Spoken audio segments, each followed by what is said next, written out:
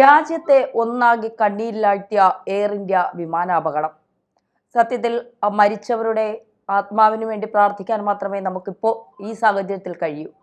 BJP നേതാവ് വിജയ് രൂപാണി അടക്കമുള്ളവർ മരണത്തിൽ മരിച്ചവരിലുണ്ട് എന്നുള്ള വിവരങ്ങളാണ് പുറത്തു വരുന്നത്. ഇപ്പോൾ 294 പേർ മരണപ്പെട്ടു എന്നും പ്രദേശവാസികളായ 24 പേര് കൂടി ജീവൻ നഷ്ടമായി. 60-ലേറെ പേർ ചികിത്സയിലാണുള്ളത്.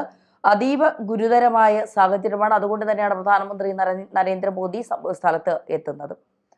അഹമ്മദാബാദിൽ നിന്ന് ലണ്ടനിലേക്ക് പോയ വിമാനം ജനവാസ കേന്ദ്രത്തിൽ വെച്ചാണ് അവിടെ എത്തുമ്പോഴാണ് അപകടം നടക്കുന്നത്.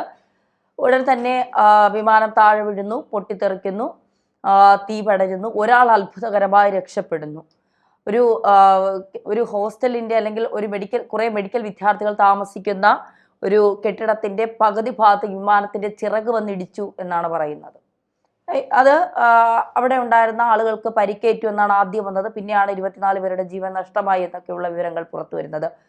എന്തായാലും ഇതിൽ എന്തെങ്കിലും ദുരൂഹതയുണ്ട് എങ്കിൽ അത് വിദേശകാര്യ മന്ത്രാലയവും ആഭ്യന്തര മന്ത്രാലയവും ഒക്കെ അന്വേഷിച്ച് പുറത്തു കൊണ്ടുവരിക തന്നെ വേണം. കാരണം ഇതുവരെ ഇത്തരം ഒരു വലിയ ദുരന്തം സംഭവിച്ചിട്ടില്ലാത്തിടത്താണ് ഇത്തരത്തിൽ ഒരു ദുരന്തം സംഭവിക്കുന്നത്.